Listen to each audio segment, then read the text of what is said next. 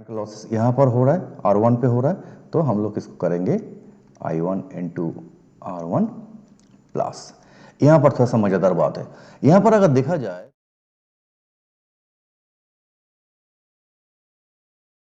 तो इसमें एक रेजिस्टेंस ड्रॉ कर लेते हैं, यहाँ पर एक वोल्टेज सोर्स डाल देते हैं। एकदम बेसिक सर्किट, अगर एक बेसिक सर्किट से हम लोग को समझ में आ जाएगा तो ऑटोमेटिकली हम लोग नेक्स्ट टाइम पे ये KVL का इक्वेशन आराम से सॉल्व कर पाएंगे। ये हो गया, ये एक रेजिस्टेंस आ गया, वोल्टेज सोर्स हो गया, तो इसको हम लोग बोल देते हैं V1, इसको हम लोग बोल देते हैं V2, और हम लोग यहाँ पर रेजिस्टेंस को बोलते हैं R1, this one is called R2 and this is called the R3। तो अभी इस टाइप का सर्किट में हमको अगर मेश एनालिसिस करना है, मेश एनालिसिस करके हमको डिफरेंट ब्रांच में करंट्स और वोल्टेज निकालना है, तो उस कंडीशन पे the basic part, the first हमको क्या करना पड़ेगा, हमको एक करंट का डायरेक्शन देना पड़ेगा। काफ़ी बुक्स में ऐसे रहते हैं कि डायरेक्शन को डिफरेंट तरीका से दिया जाता है, बट मैं जो अभी बता रहा हूँ ये काफ़ी आसान तरीका है। इसमें क्या होगा, डायरेक्शन को आप लोगों को कोई दिक्कत नहीं होगा नेक्स्ट टाइम पे। तो डायरेक्शन को आप लोग एक ही डायरेक्शन पे रखिए, आइदर क्लॉकवाइज नहीं तो एंटी क्लॉकवाइज। तो इसको भी यहाँ पर भी डायरेक्शन आप लोग एक ही डायरेक्शन पे रखिए। ओके, तो आप अगर इस डायरेक्शन, तो हम लोग इसको पकड़ रहे हैं तो I1 करंट और इसको पकड़ रहे हैं I2 करंट।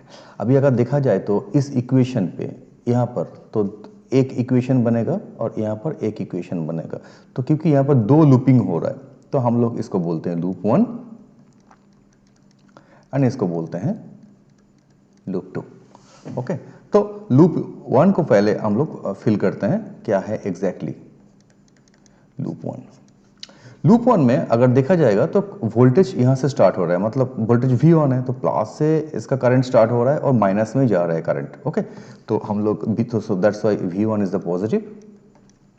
और करंट का लॉसेस कहाँ कहाँ हो रहा है, करंट का लॉसेस यहाँ पर हो रहा है, R1 पे हो रहा है, तो हम लोग इसको करेंगे I1 इंटू R1 प्लस। यहाँ पर थोड़ा सा मज़ेदार बात है, यहाँ पर अगर देखा जाए तो हम लोग देखेंगे तो एक करंट I1 नीचे जा रहा है और दूसरा करंट I1 ऊपर में जा रहा है। एक करंट ऐसे जा रहा है नीचे और दूसरा एक करंट है जो I2 ऊपर जा रहा है। ओके, तो जेहेतु एक्चुअली हम लोग लूप 1 को कर रहे हैं, तो लूप 1 के लिए हम लोग को क्या करना है, हाँ लूप 1 के लिए हम लोगों को यहाँ पर R2 तो बाहर में लिखना ही है क्योंकि R2 तो होगा ही होगा, बट R2 तो होगा ही होगा, बट यहाँ पर करंट कैसे रहेगा, करंट को एक करंट, जैसे मैं लूप 1 कर रहा हूँ तो I1 इसका पॉजिटिव होगा, तो I1 माइनस I2 रहेगा, क्योंकि एक करंट ऊपर से नीचे आ रहा है और एक करंट नीचे से ऊपर जा रहा है। हम लोग लूप 1 को कर रहे हैं इसीलिए I1 लूप में है, सो लूप 1 पे I1 है, तो वही लूप के लिए I1 को हम लोग पॉजिटिव करेंगे और I2 को हम लोग डाल देंगे नेगेटिव में। ये हो गया हमारा लूप 1 का इक्वेशन। अगर हम लोग इसको थोड़ा सा मतलब रैशनलाइज करेंगे तो ये हो जाता है I1 R1 plus I1 R2 minus I2 R2। तो इसको अगर हम लोग एडिशन करेंगे 2I1 R1 minus I2 R2, ये हो गया आपका V1 का इक्वेशन। तो इसको हम लोग बनाएंगे इक्वेशन नंबर 1। अभी चलते हैं लूप 2 में। इसमें थोड़ा सा मज़ेदार बात आपको मिलेगा। आप अगर देखेंगे तो ये लूप 2 जो हो गया है ना, ये लूप 2 में आप अगर देखोगे तो करंट क्या हो रहा है, करंट एग्जैक्टली करंट प्लस की तरफ आ रहा है, प्लस की तरफ करंट एंट्री मार रहा है, तो इसीलिए ये बैठेगा V माइनस V2। सो minus V2 equal to I2 into R3, I2 into R3, यहाँ पर जो वोल्टेज ड्रॉप हो रहा है प्लस प्लस, यहाँ पर फिर से सेम प्रॉब्लम हुआ, करंट नीचे से ऊपर जा रहा है और ये करंट ऊपर से नीचे आ रहा है। हम लोग लूप 2 को डिस्क्राइब कर रहे हैं, तो इसीलिए क्या होगा, हमारा रेजिस्टेंस सेम ही रहेगा, R2 सेम ही रहेगा, बट इस कंडीशन पे I2 हो जाएगा हमारा पॉजिटिव और I1 हो जाएगा हमारा नेगेटिव। वाई, क्योंकि हम लोग I2 को, मतलब I2 को यहाँ पर पॉजिटिव होगा क्योंकि लूप 2 हम लोग का इक्वेशन बना रहा है। तो अभी इसको रैशनलाइज कर देते हैं, I2 R3 plus R2 I2 minus I1 R2। तो इसको अगर हम लोग plus I2 R2 minus I1 R2। तो ये हो गया हमारा इक्वेशन नंबर 2। ये इक्वेशन अगर दो अगर निकल जाते हैं, ये दो इक्वेशन को, मतलब ये नंबर इक्वेशन को और इस इक्वेशन को हम लोग अगर सॉल्व करेंगे तो ऑटोमेटिकली हमको I1 एंड I2 का वैल्यू निकल जाएगा, मतलब कितना करंट इधर से जा रहा है और कितना करंट उधर से जा रहा है। तो ये क्या है, टोटल प्रोसेस। इस प्रोसेस से हम लोग इसको सेम चीज़ को सॉल्व कर पाएंगे।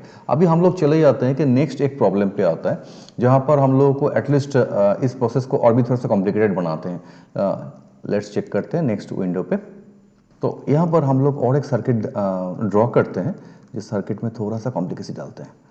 तो ये कॉम्प्लिकेसी एक्चुअली क्या है ना, ये कॉम्प्लिकेसी हम लोग जितना सारा कॉम्प्लिकेटेड प्रॉब्लम करेंगे उतना हम लोगों को प्रॉब्लम्स और भी क्लियर होगा।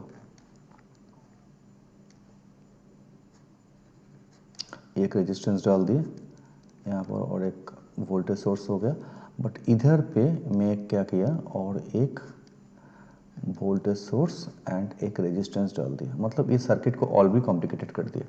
तो ये हो गया हमारा V1, ये हो गया V2, ये हो गया V3। इसको बनाते हैं R1, R2, R3, ये हो गया R4। अब इसमें करंट का लूपिंग करना पड़ेगा, तो करंट का लूपिंग को हम लोग एक ही डायरेक्शन से करते हैं। इसको बोलते हैं I1, इसको बोलते हैं I2, एक ही डायरेक्शन से करना है ना, इसको बोलते हैं I3। तो चलो अभी इक्वेशन बनाते हैं। तो यहाँ पर अगर देखेंगे तो लूप है L1, ये हो गया L2, और इसको हम लोग बोलते हैं कि L3। तो लूप 3 हो गया, तो लूप 1 का इक्वेशन हम लोग बनाएंगे पहले। ओके, सो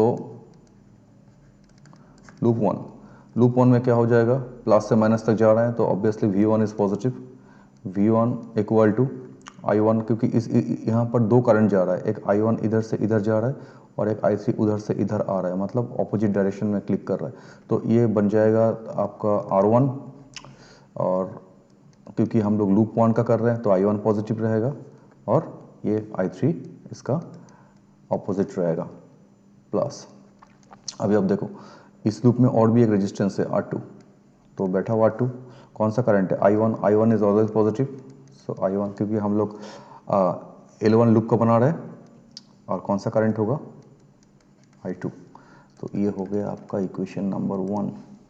चलो लूप 2 का इक्वेशन बनाते हैं। लूप 2 का जब इक्वेशन बनाएंगे तो लूप 2 में करंट क्या हो रहा है, करंट ऊपर से नीचे आ रहा है, मतलब प्लस में एंट्री कर रहा है। तो इसमें हो जाएगा इसका जो वोल्टेज है -V2, इक्वल टू, पहले जाते हैं R3 को।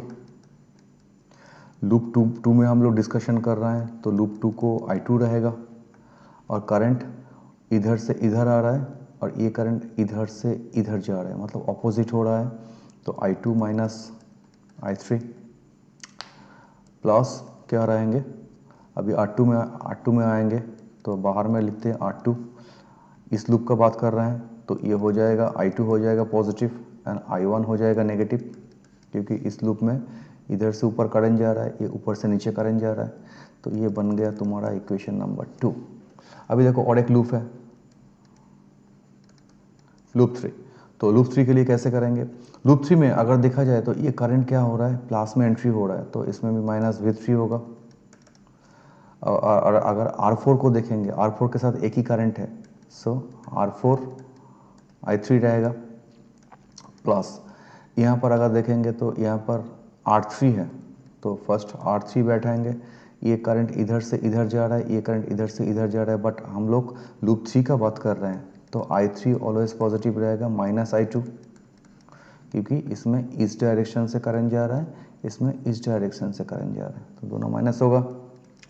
उसके बाद ये करंट फिर से जा रहा है इस साइड से, तो R1, R3 का हम लोग इस लूप का बात कर रहे हैं, तो इस लूप में I3 ऑलवेज पॉजिटिव रहेगा, माइनस इसका ऑपोजिट में करंट जाएगा, क्योंकि यहाँ इधर से करंट जा रहा है और ये इधर से करंट जा रहा है, तो ये पॉजिटिव रहेगा I3, माइनस किसका रहेगा I1। ये बन गया तुम्हारा तीनों लूप का equation.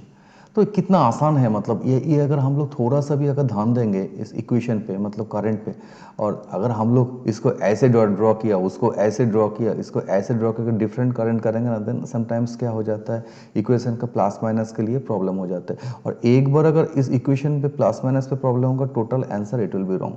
So now you have, तुम लोगों के पास तीनों हैं, आई 1 2 एंड 3, 3 इक्वेशन है, 3 इक्वेशन के मैट्रिक्स फॉर्म में डालो और इसका सॉल्यूशन क्या करो, तो तुमको automatically you will get I1 I2 and I3, that's it.